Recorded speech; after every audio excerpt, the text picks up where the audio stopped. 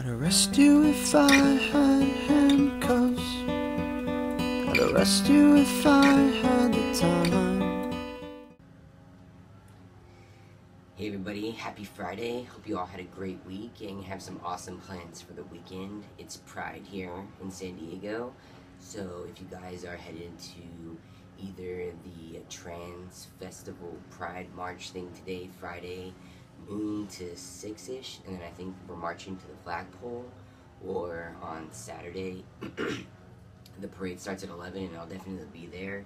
The festival is kind of up in the air for us right now, so yeah, let's get into this week's topic. Alright, so this week's topic is our first gender therapy session. Just to give you kind of a background on how my process went about, I didn't go to a therapist before I got on hormones. There was a local clinic in my area that I went to probably from about early January 2008, and then I started hormones in July 2008. I had to go to like the center and talk with their coordinator there, who gave me a reference to this person, who gave me a reference to that person, and I eventually ended up at a thing called the Tuesday Night Clinic, and I met with the doctor. They gave me like a piece of paper to fill out for a 5-year plan that I was supposed to bring back on my next appointment. Go back on my next appointment. We discussed everything on my 5-year plan. Got my prescription for testosterone, went back a week later and got my first injection. So I didn't need a therapist letter to get on my hormones initially, but going forward, if you want to go through any surgeries or name changes or things like that, you need the letter from a therapist to kind of basically give you the okay to go forward. I'm not too keen on basically someone telling me that I'm sane enough to do what I want with myself, but that's just how the process works. So my gender therapist name is Darlene Tando. I'll leave a link below to her website. She is mostly a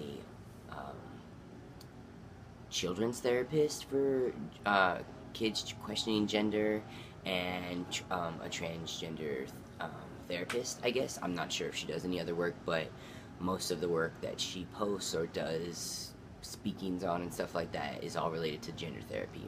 So that's really awesome. I know she's been to Gender Odyssey in the Pacific Northwest a few times, so she's definitely a positive part of our community, which I really like. So I started seeing her, I was probably 3 or 4 years on T already, but kind of getting in the serious steps to get my top surgery, and you need usually a letter from a therapist for top surgery. There's a few out there that don't require it, but I wanted to go to Garamoni, and that's one of the things that he required. So I started going to her mostly for that. I didn't feel like I needed help, and I had a really bad experience growing up with therapists, so I looked at therapy in a really negative way. When I was growing up, my stepmom wanted me to join the military, so instead of sending me to a therapist, we went to a family counselor, so that way it didn't look bad on my medical record that I had gone to a therapist before I tried to join the military. Anyway, that guy was a hot mess, and I basically, for family therapy, would get dropped off by myself, left there for an hour and a half, and then picked back up later that day. I don't really recall anything that I ever talked to him about. It would be interesting to get his, like, my records from him, or whatever you want to call it, and see, like, how our sessions were back then, because this was my, like, junior and senior year of high school, I believe. So, anyway, back to my current gender therapy. So, when I first went to Darlene, I was really uncomfortable. I didn't want to talk to anyone. I thought that I could deal with my shit on my own. I didn't need help from anyone. But it was nice to just have someone there to listen. Have someone there who didn't know anyone I was talking about, if I was having like a bad day or a personal issue. who didn't already have prejudgment about me, who didn't know me as female. So it's just nice to be accepted for me and have someone listen. And I feel like a therapist's job isn't so much to tell you what to do, but to get you to figure out and think more broadly about what you can do for yourself. I have a lot of issues still around my dad and that whole issue, because we were really close growing up, and now I don't talk to him at all. So she definitely helped me kind of cope with that and accept that, and I feel like since then overall I've been a happier person.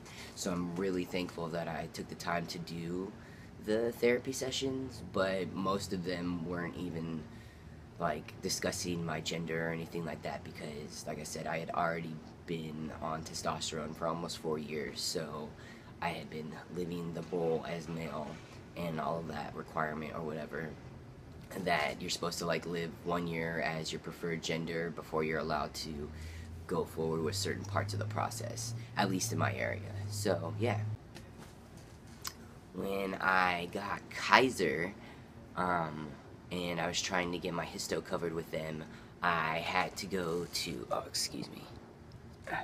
I had to go to therapy again, because my therapist originally wasn't in the Kaiser network, and because I had that coverage now, I had to have a Kaiser approved therapist say going forward that I was mentally sane and understood the decisions that I was making for myself, going forward with my Hysto, since it would be taking out all of my reproductive organs and I'd basically become sterile. They make you like sign a piece of paper saying that you realize that you're taking away your opportunity to have kids and all this kind of stuff. It was pretty intense to have that kind of a sit down, because it's maybe not necessarily something you're thinking about, especially towards the beginning of your transition. You're like, I just want this stuff out. I don't want to deal with Shark Week. I don't want to deal with cramps. I don't want to deal with the battle of the testosterone and the estrogen.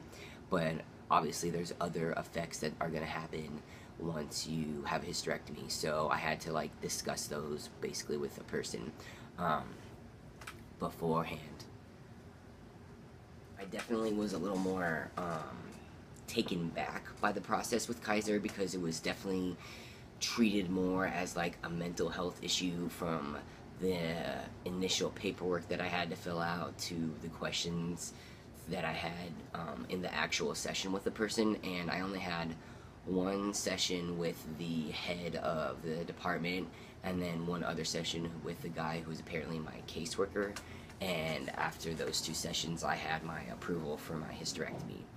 So it wasn't that tedious, but again, it was because I was already on hormones for about 6 years at that time, so there wasn't too much question on if I was sure or not, or if I was comfortable with the decisions that I was making. I kind of already lived my life 100% male, so it wasn't really a factor in my case. If you guys have any questions for me or my process, please feel free to comment below or message us on Tumblr. I won't be posting as frequently as I have been on Fridays. I'm kind of taking a little hiatus, and the guys are looking for another full-time person to fill my spot and a couple more spots. So make sure you get your audition videos in, because they're placing their votes on who they want to fill what spots pretty quickly. So I hope you guys have a great weekend. Catch me at Pride.